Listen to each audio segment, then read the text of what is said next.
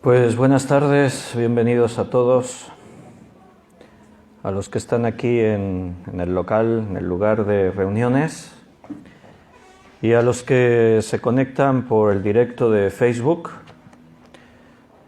Ahora ya nos hemos acostumbrado a esto de las redes, de Facebook, y ahora ya no podemos pasar sin ello. Hay hermanos que no pueden venir, y la verdad es que es un regalo, un privilegio el poder disponer de estos medios para que haya personas que lo puedan ver a casa. Y de hecho tiene algo bueno, y es que hay gente, yo me he estado dando cuenta, que hay personas, familiares de creyentes, de miembros de la Iglesia, que quizás no tienen costumbre venir aquí, pero estos días como se hace todo en directo desde aquí, lo ven en casa y así lo pueden estar ahí escuchando. Y qué necesario es que la palabra de Dios llegue a nuestras vidas, que la palabra de Dios nos inunde por completo, porque es el alimento que espiritualmente necesitamos. Hoy vamos a continuar con la serie que nos ocupa los martes. Estamos hablando del poder de las tinieblas, el mundo de las tinieblas, el reino del enemigo, de Satanás. Y hoy vamos a hablar un poquito más, hemos titulado este estudio Conociendo las estrategias del enemigo, porque la palabra de Dios nos enseña que estamos en medio de una guerra espiritual, y cuando tú te encuentras en una batalla, en una guerra espiritual, en el mundo un conflicto, cualquier conflicto que en un país puede desencadenarse contra otro país, es evidente que algo fundamental para poder aspirar a tener éxito en la contienda, en la batalla, es conocer al enemigo, con quién nos estamos enfrentando, contra qué nos enfrentamos. Entonces, la palabra de Dios nos enseña acerca de eso. Así que ahí vamos a estar meditando. Lo primero que vamos a hacer es una oración. Vamos a pedirle al Señor que Él nos esté dirigiendo en esta noche, y entonces pues después vamos a pasar al estudio.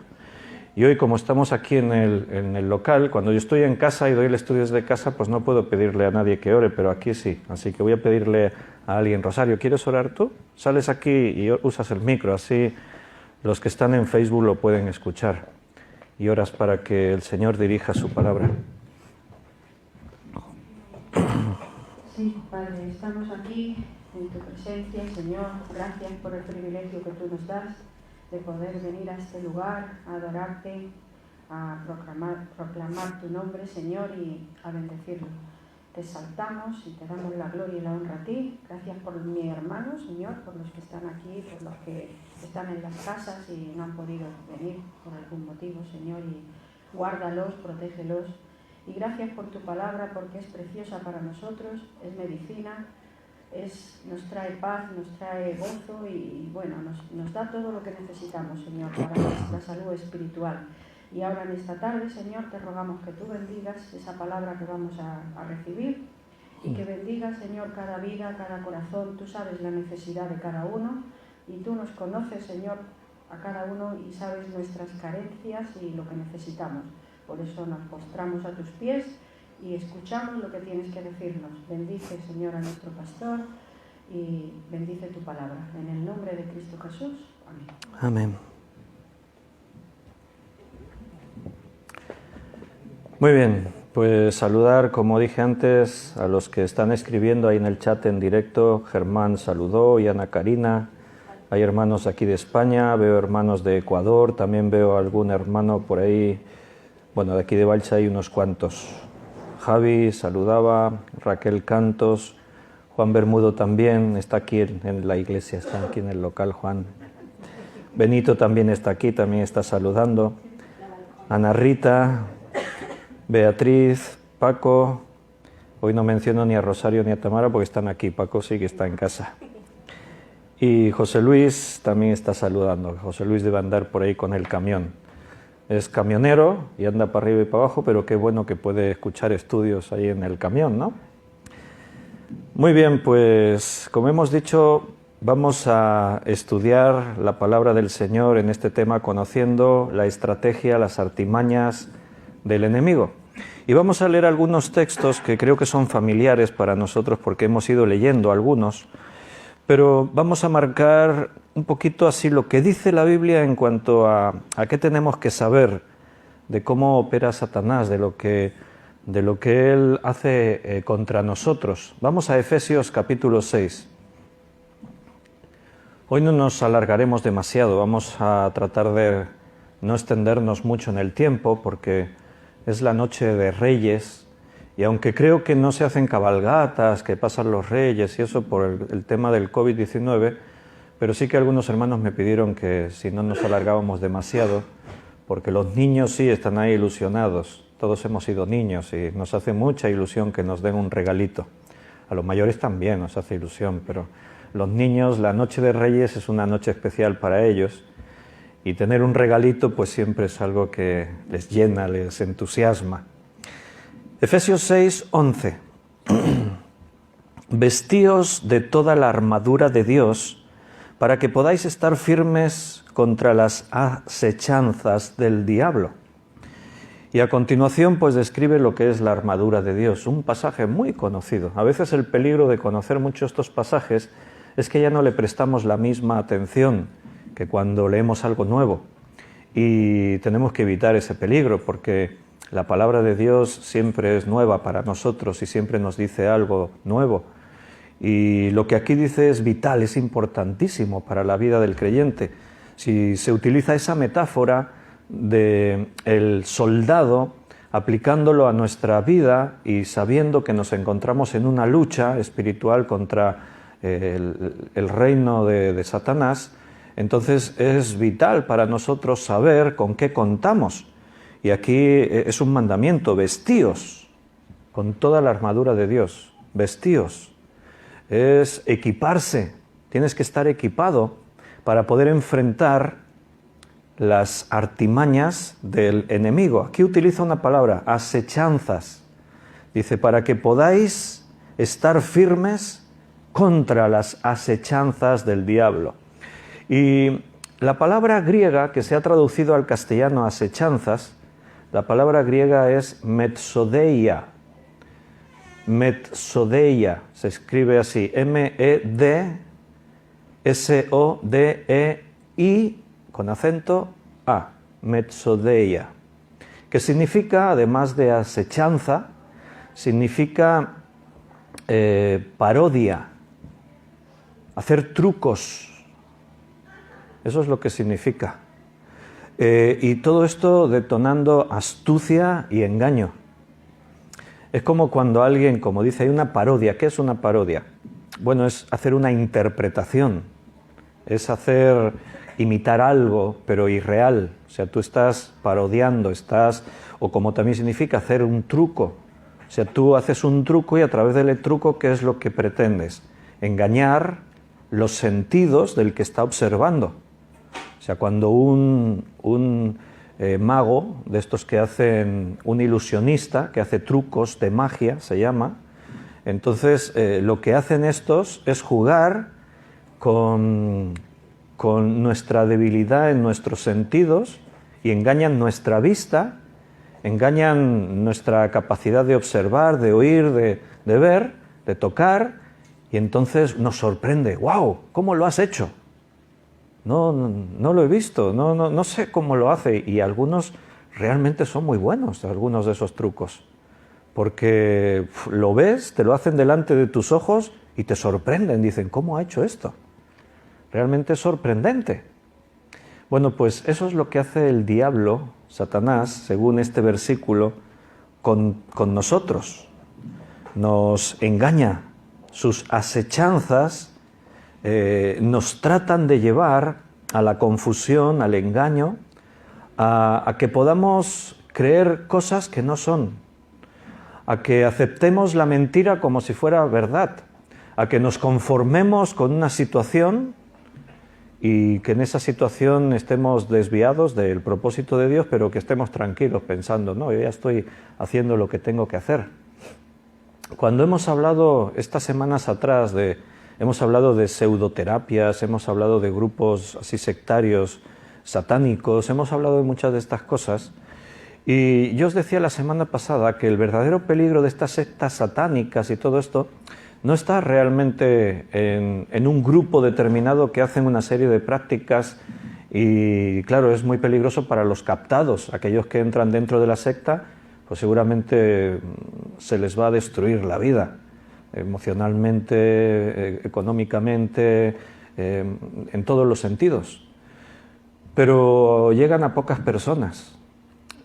Pero el peligro es que la gente, cuando oye de Satanás, piensa en esto. Hay una secta por allí, hay una iglesia por allá, pero de pronto no se le reconoce la obra del diablo en el mundo, y el diablo está operando en el mundo, en todas partes.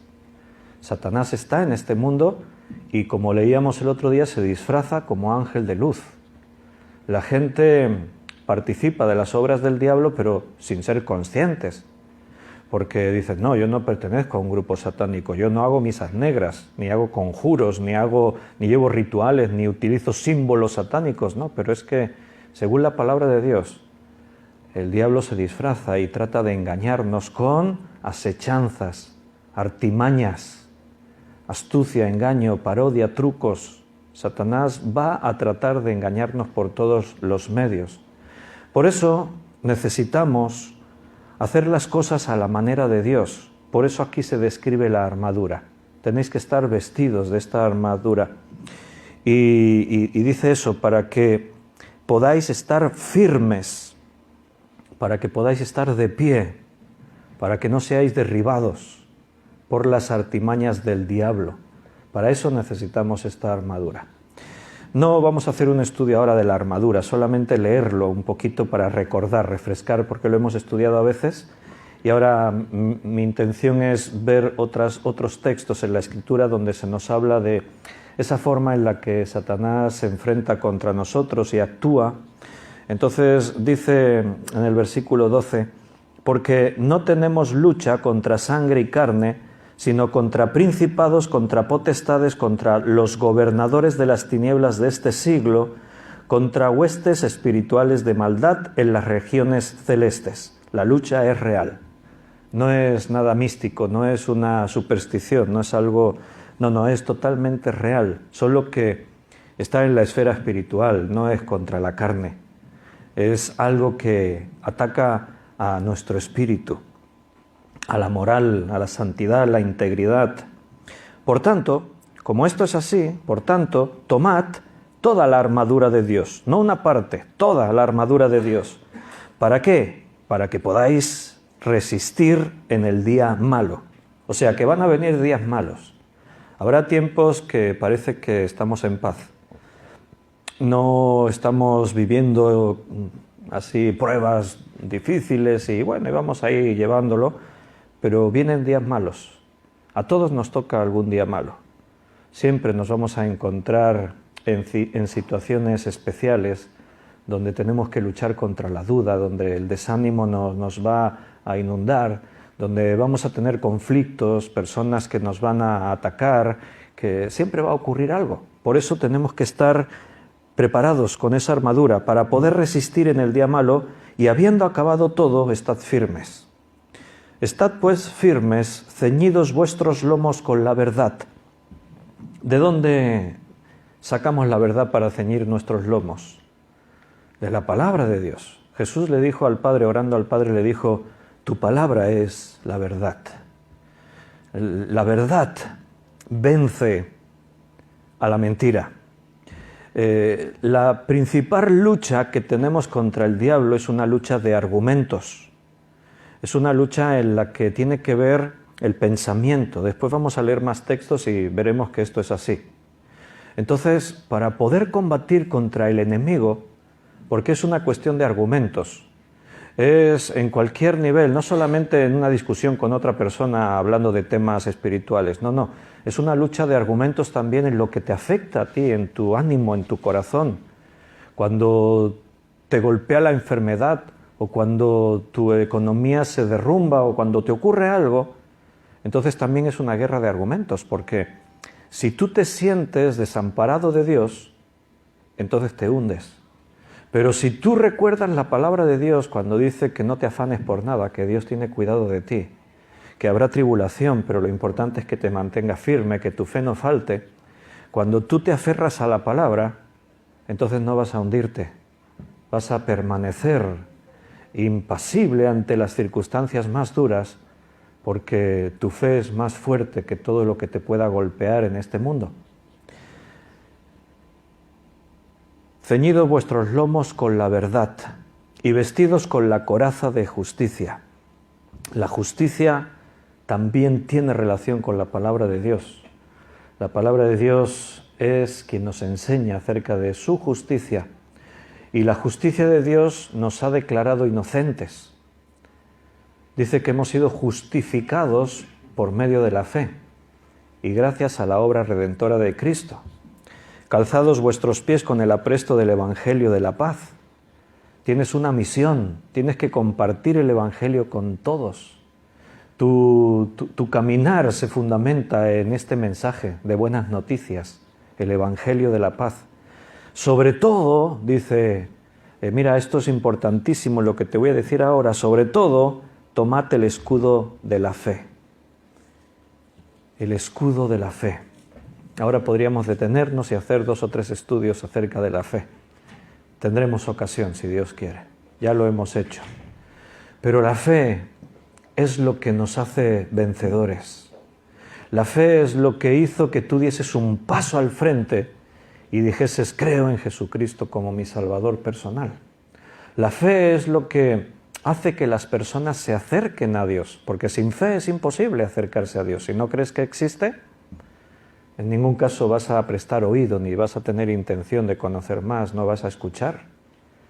La fe es algo de lo que ahora nosotros disfrutamos, que nos hace sentir realmente esa victoria que el Señor nos ha otorgado. Porque creo lo que la palabra de Dios dice. Y cuando tú crees, entonces estás venciendo, eres vencedor.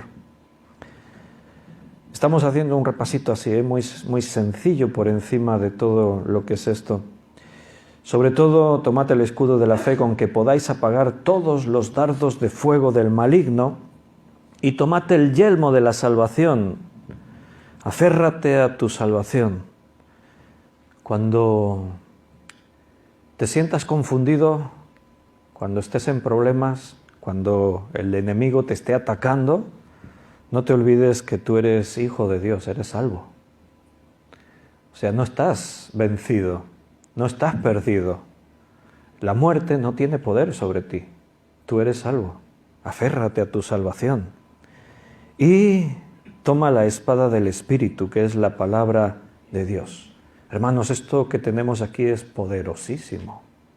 Cuando Cristo fue tentado en el desierto 3 veces, están descritas allí. 3 veces Cristo se defendió con la espada del Espíritu, con la palabra. Y era Jesucristo, que Él tenía argumentos y podía haber dicho misterios para nosotros, podía haber hablado cosas que solamente Satanás podía saber y que le hubiesen descolocado a Satanás por completo, al enemigo, pero qué importante el ejemplo que nos dio.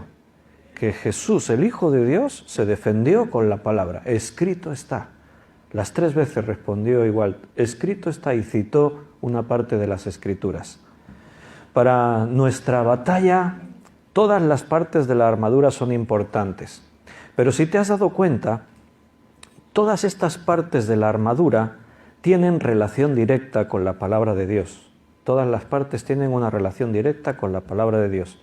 Y al final se exalta la palabra diciendo es la espada del Espíritu, porque en una armadura, en esta metáfora de un soldado, dices todo es importante, pero indudablemente su arma, que en este contexto cuando Pablo escribe es la espada es la parte más importante. Porque si tú estás en el campo de batalla y tienes todo, tienes el escudo, tienes la coraza, tienes todo, y vas sin espada, ¿cómo vas a pelear en el campo de batalla? Que te vas a tener que limitar a esquivar golpes y a correr de aquí para allá, pero la espada para el soldado tiene una doble función. También le sirve para defenderse, porque cuando le lanzan un golpe lo puede detener con su espada e inmediatamente puede contraatacar, que es lo que Jesús hacía cuando fue tentado allí en el desierto. Hay muchos creyentes que están en medio de la batalla espiritual en la que nos encontramos en este mundo y van sin espada. Y es lo más absurdo que uno se puede imaginar, ver un soldado sin espada. Por eso son golpeados por todas partes, no saben de dónde le vienen los golpes y viven unas vidas de derrota, viven unas vidas realmente penosas. Y el Hijo de Dios no puede vivir una vida como si fuese un perdedor, como si estuviese vencido, porque nosotros hemos vencido. En la cruz de Cristo Él venció y nosotros vencimos también. Él nos dio esa victoria. Entonces vamos a ir marcando estos textos. Tenemos unos poquitos básicos. Uno es este. Tenemos que estar preparados, firmes, como hemos leído ahí, en este versículo 11, vestidos para poder estar firmes contra las asechanzas del diablo. El diablo tiene una acción contra nosotros de engaño, de artimañas, con sus parodias, con sus trucos, con sus mentiras, y ahí tenemos que estar donde Dios ha dicho que nosotros debemos estar, nuestra parte.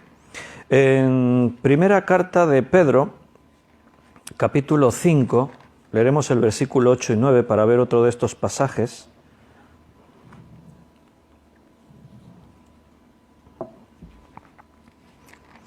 Primera de Pedro 5, 8 y 9 dice: Sed sobrios y velad, porque vuestro adversario el diablo, como león rugiente, anda alrededor buscando a quien devorar, al cual resistid firmes en la fe, sabiendo que los mismos padecimientos se van cumpliendo en vuestros hermanos en todo el mundo. Bien, este es otro de los pasajes que nos pone en alerta para que sepamos que el enemigo ataca, cómo ataca y qué es lo que nosotros tenemos que hacer. Lo primero que dice es: sed sobrios y velad. Dos palabras, sobriedad y velar. La palabra griega para traducir a sobrios es la palabra nefo, así tal como suena. Y aquí pues es sobrio, es lo contrario a estar ebrio. Es fácil entender la sobriedad cuando tú imaginas lo contrario, la ebriedad. Cuando una persona está ebria, ¿qué ocurre? Pues no es dueña de sí misma, no controla su pensamiento, sus acciones. De ahí que hay cosas que las autoridades contemplan muy seriamente que una persona ebria no puede hacer, como por ejemplo conducir un coche. Por eso está castigado muy severamente por el Código de la Circulación, por las normas, las leyes de tráfico. Está castigado muy duramente el conducir habiendo ingerido alcohol. Y las tasas de alcoholemia están muy bajas, O sea, con poquito que bebas puedes dar positivo en un test de alcoholemia. Y las multas son importantes y los puntos que te quitan del carnet son importantes. ¿Por qué? Porque es muy peligroso. Estás al mando de un vehículo y si tú no tienes control sobre ti mismo y la realidad que te rodea, te conviertes en un arma mortífera. Puedes matar a personas, que ocurre muchas veces. ¿Cuántas personas ebrias han provocado accidentes mortales? Gente que no tenía culpa de nada, iban cumpliendo toda la legalidad y fueron embestidos, fueron provocados en un accidente por una persona que conducía bajo los efectos del alcohol, y una tragedia. Si tú espiritualmente no estás totalmente sobrio, estás perdiendo la realidad que te rodea. Estamos en un mundo donde todo es muy confuso, donde hay muchas distracciones. Estamos constantemente seducidos por todo aquello que el mundo nos ofrece. Y es muy fácil que nos embriaguemos de tantas cosas que tenemos hoy en este mundo. Cuando tú observas cómo vivimos hoy la vida en este siglo XXI, ya en enero del año 2021, hoy es día 5 de enero, cuando tú te das cuenta cómo vivimos hoy y tú reflexionas a personas de tiempos pasados cómo vivían, la verdad es que es como haber vivido en un mundo distinto. Piensa, y no nos tenemos que ir muy atrás, no estoy hablando de los tiempos bíblicos de 2000 años, no, nuestros abuelos, mis padres cuando eran pequeños, o sea, vivían allí en el pueblo, en un pueblecito de Andalucía. Mi padre es de la provincia de Córdoba, mi madre es de la provincia de Granada, y hemos escuchado tantas veces cuando ellos nos contaban de cuando eran pequeños, cuando eran jóvenes. Ellos vivían en el pueblecito, ¿y qué tenían? Pues ya pensar en televisión, radio, cosas parecidas, ni soñarlo. Es que no sabían qué era eso, no existía. No había. Pero es que no tenían luz eléctrica. ¿Podrías vivir sin luz eléctrica hoy en día? Nos quitan la luz unas pocas horas y estamos perdidos. Me acuerdo de hace pocos años, no sé si hoy estará mi hermano escuchando, pero Rosario y Tamara sí están aquí. Que unos años atrás, ¿cuánto debe hacer de eso? ¿15 años ya? Pasa el tiempo muy rápido. 10, 12, 15 años, no sé. Hubo unos vendavales de viento tremendos aquí por la zona y el viento derribó un montón de postes eléctricos de alta tensión y hubo muchas poblaciones que se quedaron sin luz. Entonces, pues bueno, aquí en Valls estuvimos sin luz, en la ciudad, en el pueblo, pero en unas horas, creo recordar que no llegamos a un día, se restableció el suministro eléctrico. Pero en lugares un poquito más apartados se quedaron sin luz y ellos que vivían un poco así más apartados de Valls estuvieron 5 días sin luz. Estuvieron 5 días sin luz porque un transformador quedó averiado y primero atendían las otras urgencias y por lo que fuera y se quedaron 5 días sin luz. Aquello fue traumático. No sé si se ha oído por internet, pero Tamara dice fue traumático.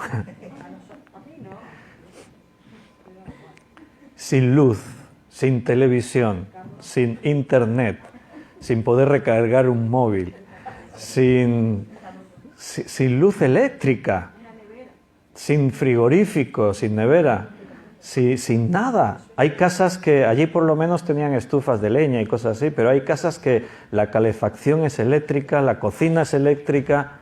Nos quedamos sin luz y estamos perdidos totalmente, ¿no? Se nos derrumba todo. Mi hermano decía que estaban cogiendo hasta una depresión y todo. Te quedas sin luz 5 días y hasta te metes en una depresión. Y esa es la realidad. El mundo está concebido así como lo conocemos, pero esto no hace tantos años. O sea, pensamos que la humanidad siempre estuvo así, ni mucho menos. O sea, nuestros abuelos vivían, la luz que tendían por la noche era lo justito para si tenían que hacer algo básico, pero vivían con la luz del día.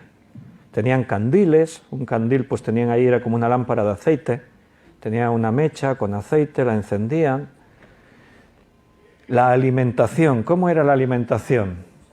Era muy básica. Ahora, cuando cada día tenemos que preparar básicamente 2 comidas, después los desayunos, meriendas, si alguien de eso pues es un poco más, pues ya siempre... Pero las comidas, las cenas, siempre pensamos, ¿qué hacemos hoy de comer? ¿Qué hacemos hoy de cenar? Y a veces tenemos dilemas, ¿no? Ay, es que cada día no se me ocurre ya qué hacemos. Es que tenemos mucha variedad, tenemos una riqueza impresionante. Te vas al súper y compras de todo. Pero hace años la alimentación aquí, porque hoy en día todavía hay países que les pasa esto, era muy básica. Yo me acuerdo que cuando yo era pequeño, en casa, más o menos, siempre había una dieta semanal, más o menos. O sea, cada día sabías lo que tocaba para comer. Era así. O sea, el lunes tocaban garbanzos, el martes tocaban habichuelas, el miércoles tocaba... Y casi todo eran comidas así más preparadas, más cocinadas, porque era más barato y era algo más práctico. O sea, se llenaba una olla de agua, metías ahí los garbanzos, unas cuantas hierbas, una patata, lo que sea, y hasta la comida para todo el día, ahí para que todos coman. Una de las comidas que comíamos muchas noches en casa era una comida que le llamábamos sopas. ¿Te acuerdas, Rosario? Sopas. ¿Qué eran las sopas? Trozos de pan, el pan que se va quedando duro hay que aprovecharlo, no se tira nada. Se hacen los trozos, se hace un caldo, ¿y el caldo qué? Pues un pimiento rojo hervido, con un diente de ajo y yo que sé, allí unas cosas. El pan, trozos de pan dentro, que se moje el pan, ¡hala! Un plato para cada uno. La barriga la llenabas.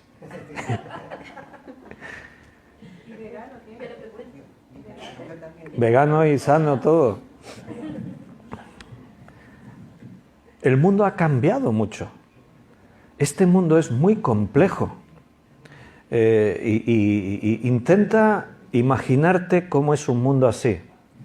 Sin televisión, sin radio, mucho menos ni internet, ni teléfonos, ni nada por el estilo.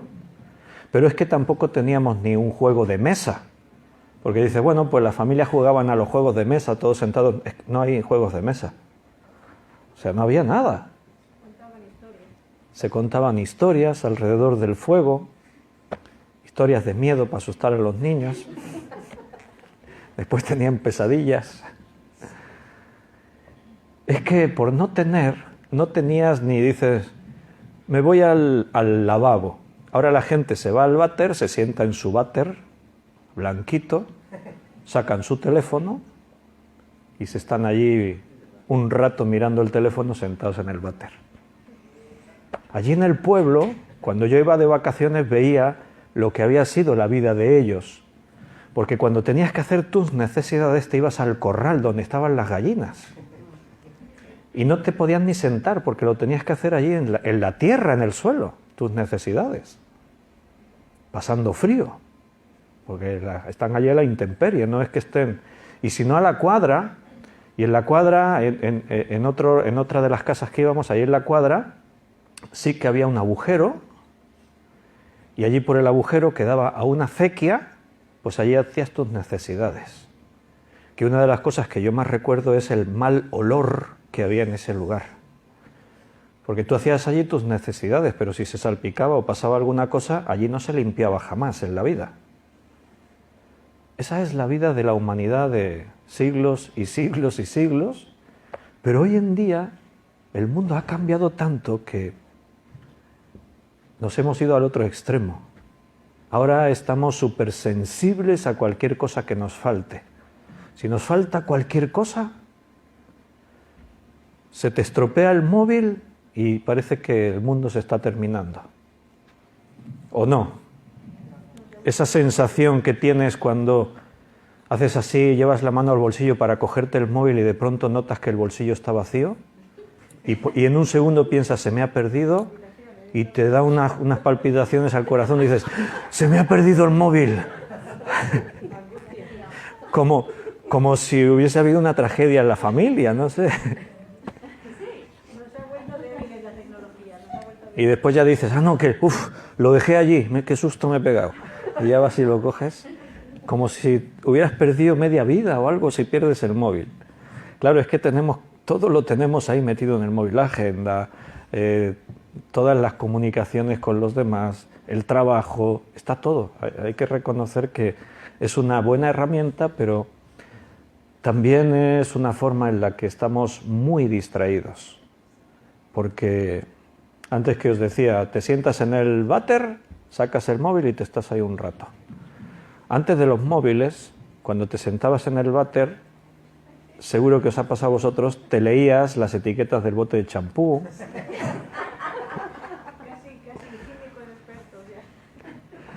Tienes que hacer algo, estás ahí sentado sin hacer nada, pues si tienes algo al alcance de la mano para leer, pues lo coges, aunque sea el bote del champú o del gel del baño. Bueno, yo sé que hay en casas que tenían revisteros con revistas, y eso en el váter, ahí en el lavabo, en la toilette. La verdad es que este mundo es muy extraño, y todo eso tiene que ver con lo que dice ahí, sed sobrios. Porque el mundo, con todos sus adelantos, toda la tecnología, toda la diversión, el entretenimiento, todo esto, realmente te desborda por completo. Vivimos desbordados, saturados. Es tanta la información que nos entra, que nos está llegando constantemente. Los niños pasan horas y horas y horas, los jóvenes delante de las pantallas, recibiendo esta avalancha de información. Llega un momento en el que tienen que ir experimentando cosas nuevas porque lo que tenían hasta ahora les aburre, hay que inventar otra cosa y se entra dentro de un círculo vicioso en el que parece que esto no tiene fin y cada vez uno está más embotado, su mente está más confusa. Realmente son tiempos muy complicados para ser sobrios, pero hay que hacer un esfuerzo. ¿Y sabes una cosa que nos trae sobriedad? Son esos momentos que tú te desconectas. Ahora mismo, aunque estés mirando una pantalla, estamos desconectados. Por lo menos eso es lo que espero. Que no sea que alguno me tenga ahí en la ventanita de abajo y mientras esté mirando su perfil de Facebook. O sea, algunos se ríen por aquí como que dicen, ya me ha pillado. No. Ahora estamos desconectados. Hemos abierto la palabra de Dios. Esos momentos son únicos. Cuando tú en tu casa dices, mira, no me molestéis, estoy ahí solo en mi despacho, en mi habitación, aquí en este lugar de la casa, y estoy a solas con el Señor. Estoy leyendo su palabra, estoy hablándole a Él. Son momentos de sobriedad. Son momentos para centrarte, para desconectar de este ritmo frenético en el que estamos en este mundo y tomar ese momento de estar tranquilos y de poder escuchar la voz de Dios. Si perdemos esos momentos, entonces ya déjate llevar por la corriente y a ver por qué catarata caes en algún momento, porque la vida está totalmente descontrolada. Sobrios y velat. La palabra griega que se ha traducido velat es gregoreno. Gregoreno significa mantenerse despierto, estar alerta. De hecho, la Nueva Versión Internacional, este versículo lo traduce así: practiquen el dominio propio. Al decir sobriedad, aquí la Nueva Versión Internacional lo enfoca desde ese punto de vista, dominarte. O sea, ser sobrio, no dejarte llevar por nada, seducir por nada, tener autocontrol, tener el control sobre tu vida. Sed sobrios, practiquen el dominio propio y manténganse alerta. Es lo que dice ahí el versículo. Velad, mantente alerta. Cuando tú estás alerta, ves cosas, te das cuenta de cosas que no detectas cuando estás, en este caso, ebrio o sin velar. Estás ahí dormido. Cuando uno está a la expectativa, entonces vas a poder controlar lo que ocurre a tu alrededor. Y recuerda, esto está en el contexto de que el diablo nos ataca. Entonces, para detectar los ataques del diablo, tú tienes que estar en esta actitud de control propio, autocontrol y estar alerta, vivir alerta. Sed sobrios y velad, porque vuestro adversario, el diablo, como león rugiente, anda alrededor buscando a quien devorar. Vuestro adversario, el contrincante, el enemigo, aquel que constantemente se va a enfrentar contra nosotros. Él actúa como un león rugiente. Esto es una figura metafórica, el león en este caso, en cuanto a que un león ronda a sus víctimas y, bueno, una de las cosas que nosotros ahora podemos saber es, seguro que mucho mejor que algunos lectores de la Biblia en otros tiempos, porque ¿quién no ha visto en un documental de la naturaleza a los leones cazando? Aquí el apóstol Pedro hablaba de lo que ellos sabían, porque aún en las tierras bíblicas había leones, y entonces ellos sabían que un león es peligroso, que tú no podías ir a según qué lugares donde podía haber leones, porque un león caza a sus presas para devorarlas, Pero nosotros lo hemos visto en los documentales de la naturaleza. Y tú ves a los leones cómo acechan a su presa. Se cazan en manada. Escogen una de las presas. Normalmente buscan a la más fuerte. No. ¿Ves cómo habéis visto documentales de la naturaleza? Escogen a la más débil. Curioso, ¿no? La sabiduría del reino animal. El león es práctico. O sea, no va a buscar la más fuerte porque sabe que le va a requerir mucha más energía, va a tener que desgastarse mucho más y se va a exponer. Pueden ser peligrosas algunas víctimas aún para ellos. Entonces ellos observan a la manada y detectan a la víctima más débil. Y entonces la van rodeando. Normalmente son las leonas las que cazan. Entonces rodean a la víctima, tienen una estrategia. O sea, de pronto hay unas que están por un sitio, otras están por otro, salen, provocan que la manada salte en estampida y están las que realmente ahora que la presa empieza a correr, van a salir contra la presa y la van a cazar. Tienen estrategia. Qué buena metáfora aquí la que utiliza Pedro, inspirado por el Espíritu Santo, para ponernos en alerta de cómo el diablo está ahí con sus acechanzas, como antes decía también Pablo en Efesios, como un león rugiente, buscando alrededor nuestro a quien devorar. Y los leones no tienen compasión de sus víctimas. Para nada. De hecho, estos documentales de la naturaleza a veces son realmente crudos. Te dejan hasta según qué documental, a lo mejor ni es bueno que lo veas a según qué hora la comida. Estás ahí comiendo y te ponen, mira, un documental de la naturaleza, qué bonito, y pones ahí y ves a los leones devorando una víctima mientras todavía el animal está vivo y ya empiezan a sacarle las entrañas y todo ahí. Tú estás ahí comiendo y dices, quita eso, cambia el canal, ¿no? Apaga la tele. No tienen piedad de sus víctimas, es simplemente supervivencia, tienen que alimentarse. Bueno, pues esa es la imagen que la palabra de Dios quiere mostrarnos de nuestro enemigo. Cuando dice ahí buscando a quién devorar, la palabra devorar griega es katapino con K de kilo, katapino, significa literalmente tragar entero, consumir algo totalmente. Esa es la intención que el enemigo tiene para con nosotros, destruirnos, devorarnos completamente. Y tú no serás devorado si haces lo que la palabra de Dios dice. Antes decíamos, estad firmes para resistir a las acechanzas del diablo. Ahora dice, sed sobrios y velad para poder vencerle. Y vuelve a insistir en la misma idea que Pablo mencionaba en el versículo 9, al cual resistid firmes en la fe, sabiendo que los mismos padecimientos se van cumpliendo en vuestros hermanos en todo el mundo. Eso es algo para tu consuelo, no estás solo. O sea, las cosas que te pasan no te pasan solo a ti, le pasan a todos los creyentes en todo el mundo. El enemigo es el mismo, tenemos el mismo enemigo en común. Satanás, los demonios, los espíritus malignos, todo el reino de las tinieblas es real y es una guerra generalizada para todos aquellos que son creyentes. Pero si tú haces tu parte, el enemigo no te puede vencer. No tiene nada que hacer contra ti.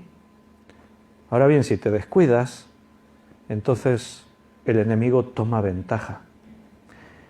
Y hay personajes, tenemos el testimonio en la Biblia de personajes que se descuidaron y fueron devorados por el enemigo. ¿Se os viene a la cabeza al pensamiento algunos? Los que están en Facebook también pueden escribir por ahí. El rey David, por ejemplo. El rey David. Por el caso de su adulterio.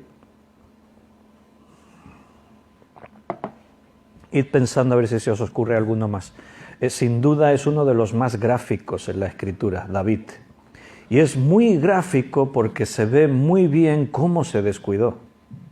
O sea, el primer paso en su descuido fue cuando dice la Biblia, en el año en el que los reyes estaban en la guerra, David estaba en su palacio. Eso la Biblia lo dice con intención, para que te des cuenta de cómo se estaba descuidando. Sansón. no se fue a la guerra. Estaba en el palacio, holganaceando allí, dice que era por la tarde y se levantó de su cama. Se descuidó y el diablo no tuvo compasión. ¿Cuántas veces en la vida de David se acordaría de esto? ¿Cuántas veces se diría a sí mismo, si pudiese volver atrás y haberme mantenido velando, sobrio, firme? Sansón, ha dicho Tamara, es otro de los hombres que se descuidó y también lo pagó muy duramente. Era un hombre que se descuidaba más que David. David se descuidó una vez y fue catastrófico. Toda su vida, el resto de su vida, sufrió las consecuencias, su familia, sus hijos. Pero Sansón se iba descuidando de vez en cuando. Tenía una debilidad. Las mujeres, sobre todo las filisteas, eran su debilidad. Y sufrió las consecuencias. Se descuidó. ¿Más? ¿Se os vienen más a la cabeza? Desde el principio, ¿no? La Génesis, ¿te parece? Sí, desde el principio el descuido más grande fue el de Adán y Eva en el paraíso. Sí. ¿Quién? Esaú. Sí. Sí, perdió la primogenitura. Sí. Más el caso de Esaú era más su actitud de menospreciarla, ¿no? No fue tanto un hombre de Dios firme que andaba con Dios y en un descuido, que es la idea más que estamos viendo aquí. Por ejemplo, otro que se descuidó fue Salomón. Salomón también empieza muy bien su vida buscando la gloria para Dios. No me des riquezas, dame sabiduría para gobernar a este pueblo. Dios le da la sabiduría y le da también las riquezas, pero se descuidó. Su descuido es empezar a hacer cosas que no iban conforme al plan de Dios, no agradaban a Dios. Empezó a casarse con mujeres, a tomar mujeres, venían con sus propios dioses y todo esto influenció en él y también fue catastrófico. Abraham también tuvo algún descuido. ¿Quién? ¿Saúl? Sí, sí. A ver, aquí en internet han dicho también a Sansón, José Luis, y Adriana también ha dicho a Saúl. Y uno de los casos que, bueno, tampoco es que fuera un descuido, toda la vida fue un descuido, pero me vienen a la mente las palabras de Jesús cuando le dijo, ¿por qué dejaste que Satanás llenase tu corazón? Sabéis a quién me refiero, ¿no? A Judas. ¿Por qué dejaste que Satanás llenase tu corazón?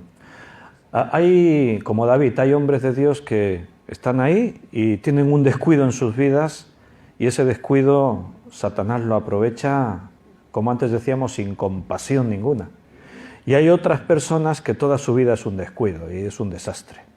Su vida es un desastre y como en el caso de Judas, pues ya sabéis cómo terminó. Tanto Saúl como Judas igual nunca llegaron a estar ni cerca siquiera de Dios. No, seguramente nunca creyeron de verdad. Vivieron lo que hoy en día decimos una religión, pero no conocieron a Dios personalmente como un Dios salvador, un Dios de misericordia. Segunda carta a los Corintios, capítulo 2. Es el tercer texto básico que tenemos en el que Dios nos advierte sobre el diablo. Segunda de Corintios 2, 11.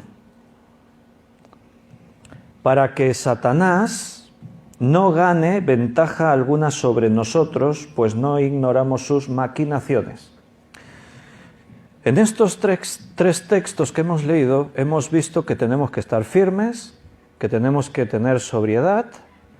Hemos leído en 2 de Corintios 2:11. Tenemos que tener sobriedad, tenemos que estar firmes, tenemos que vestirnos de la armadura de Dios, tenemos que estar velando. Esa es la idea. Y por el contrario, se nos ha dicho que el enemigo tiene contra nosotros asechanzas, que intenta devorarnos. Y aquí dice, para que no gane ventaja sobre nosotros, para que Satanás no gane ventaja alguna sobre nosotros. Y menciona maquinaciones. Menciona ahí la palabra maquinaciones. que en griego es noema. Casi que dice Noemí, pero no, dice noema. Noema tiene que ver con el intelecto, el pensamiento, el entendimiento. Eso es lo que significa noema en griego. Se ha traducido maquinaciones, pero la palabra noema literalmente significa intelecto, pensamiento, entendimiento. Por eso os decía antes que esto es una guerra de argumentos, porque allí donde el diablo vence es en tu mente. Donde se produce la victoria o la derrota no es en una acción, es en el pensamiento. Nosotros pensamos, luego existimos. Así decía el filósofo.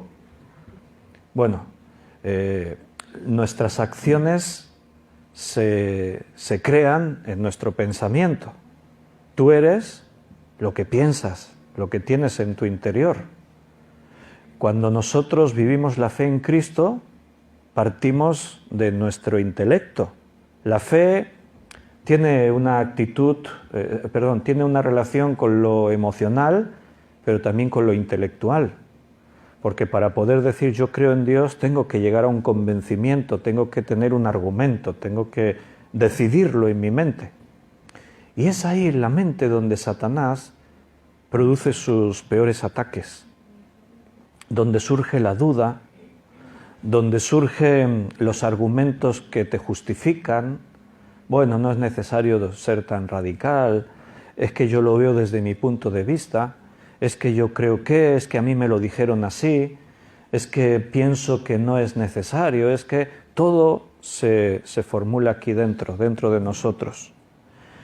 Por eso es tan interesante este versículo, que no gane ventaja alguna sobre nosotros, pues no ignoramos sus maquinaciones. Ganar ventaja es una palabra griega. Se ha traducido al castellano como ganar ventaja. La palabra griega es pleonekteo. Pleonekteo significa engañar, ganar ventaja mediante el engaño, mediante la confusión de tu mente. Por eso muchas veces el Señor nos dice que lo peor que una persona cristiana puede experimentar es vivir engañándose a sí misma. Es vivir la vida creyendo que donde estás es donde tienes que estar, que lo que haces es lo correcto, que vives la fe como se tiene que vivir, pero no lo estás haciendo conforme a las Escrituras. Eso es lo peor. Si estás convencido de que tú no necesitas cambiar nada, si tú estás autoconvencido de que ya estás bien como estás y te justificas en tus propias acciones y no estás fundamentándote en la Escritura, eso es lo peor, porque estás perdido. Estás en las manos del diablo y el diablo te manipula como quiere. Hace de ti una marioneta. Te crees que eres libre y eres un esclavo, no tienes ningún autocontrol. Eres una víctima. Y eso ocurre tristemente muy frecuentemente. Mira, alguna verdad para ir llegando a la parte final del estudio. Algo que todos tenemos que tener muy claro es que Satanás no tiene los atributos que Dios tiene. En ningún caso Satanás es omnisciente, Satanás no lo sabe todo. Quizás si lo comparamos con nosotros,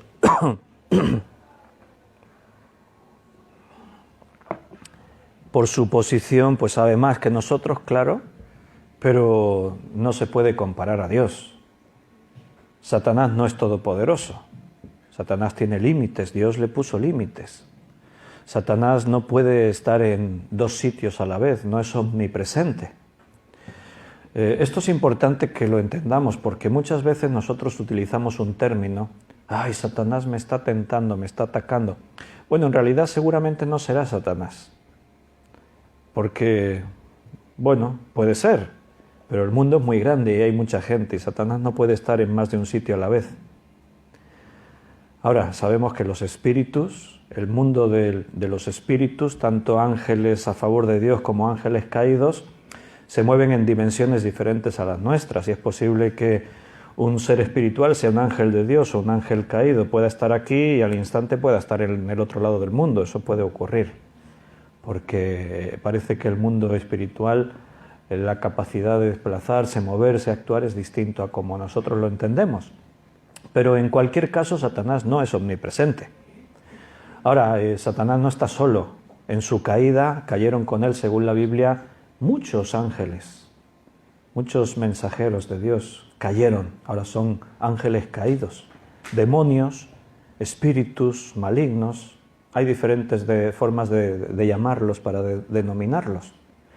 Entonces, el mundo de las tinieblas, el reino de Satanás, está regido por todos esos espíritus diabólicos que actúan contra nosotros. El fondo es el mismo.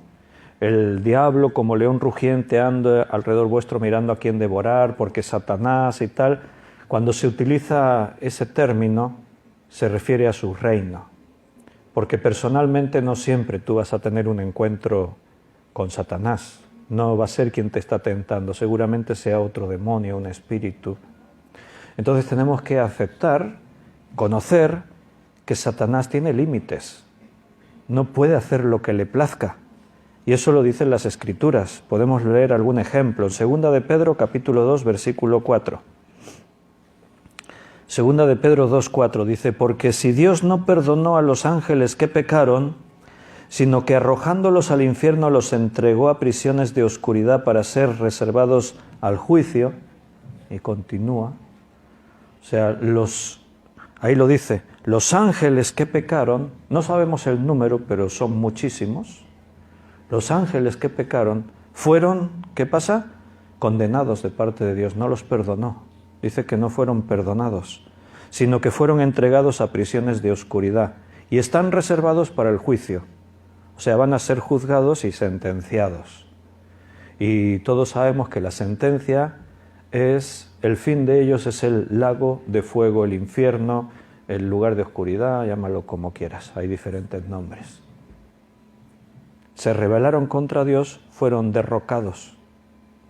Ahora no tienen control absoluto, no, están bajo la autoridad de Dios.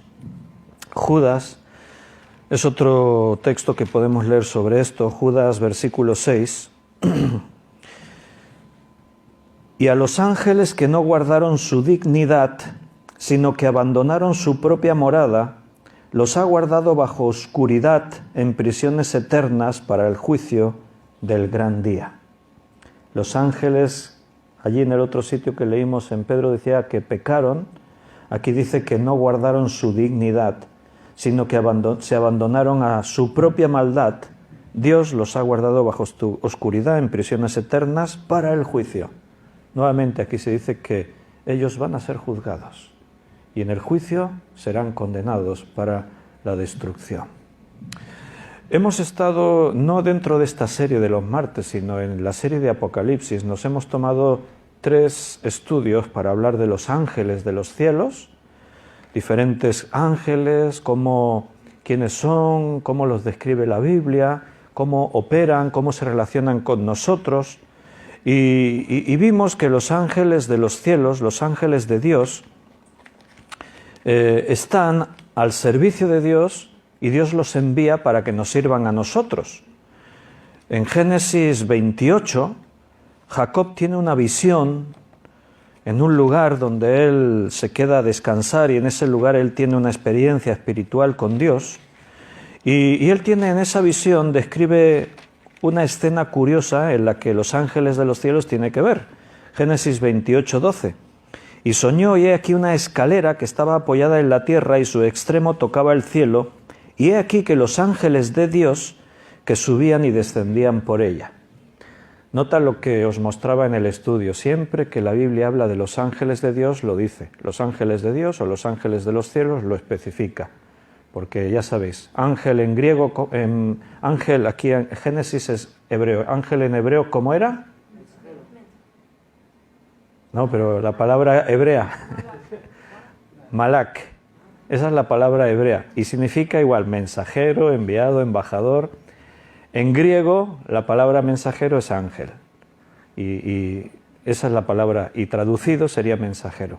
Entonces, cuando la Biblia habla de los ángeles de los cielos, como en este versículo, y vio que los ángeles de Dios subían y bajaban por ella. ¿Qué hacen subiendo y bajando los ángeles de los cielos a la tierra? ¿Qué tienen los ángeles en la tierra que hacer?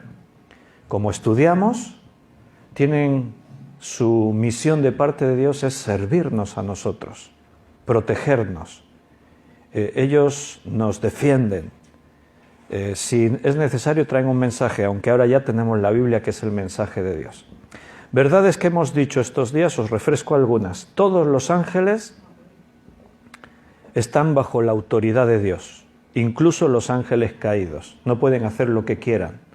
Los ángeles de los cielos sirven a Dios y solo le obedecen a Dios.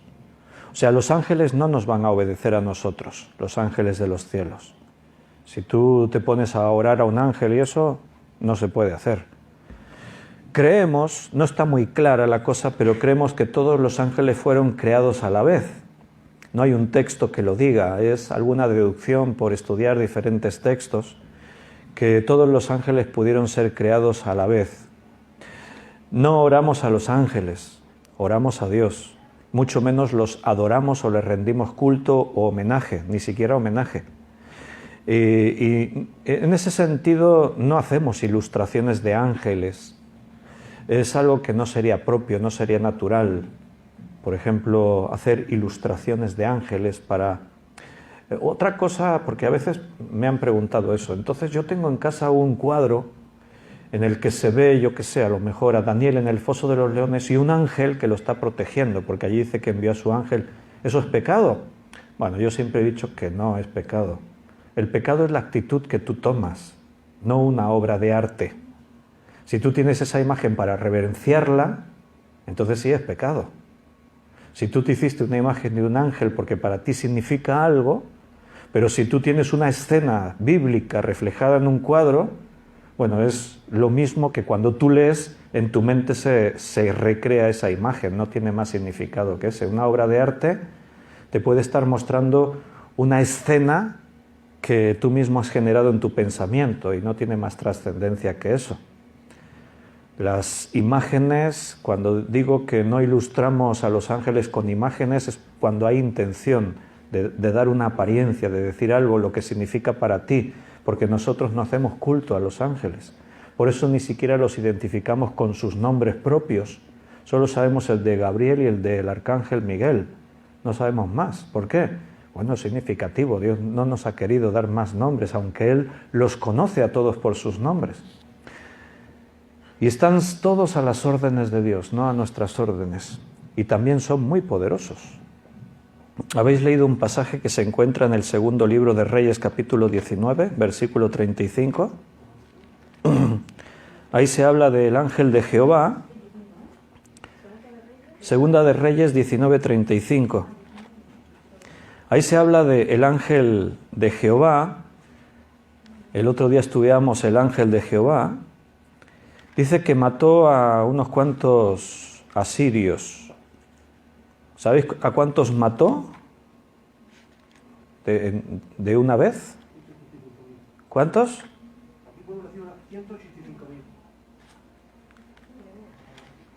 185.000.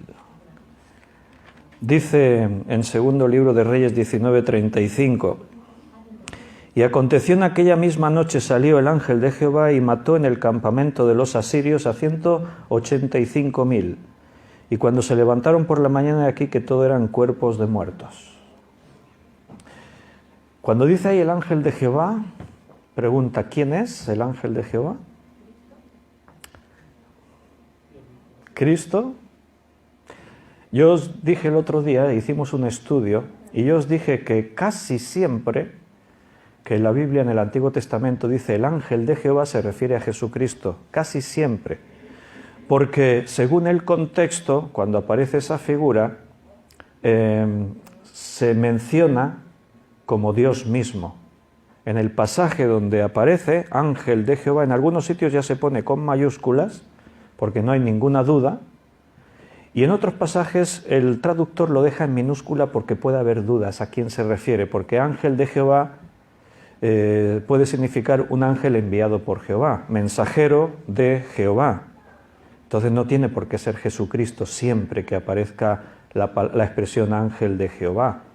Ángel de Dios, ángel de Jehová, ángel de los cielos. Es lo que yo os digo, que sí que se preocupa siempre la Biblia de especificar cuando se refiere a esa clase de mensajero.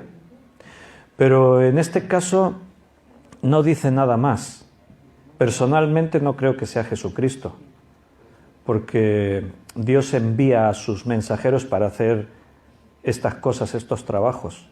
No viene personalmente Cristo. Cuando vemos a Cristo actuando, viene con otras misiones, viene con otros fines.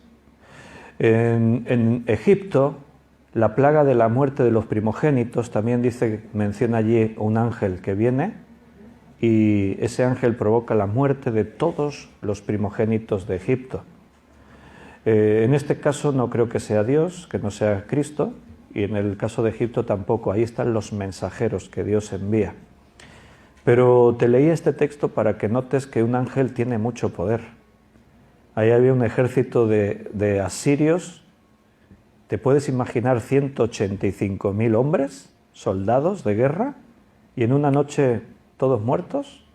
Los ángeles son poderosos. Satanás es poderoso. ¿Pero qué dice la Biblia? Que más poderoso es el que está en nosotros que el que está en el mundo.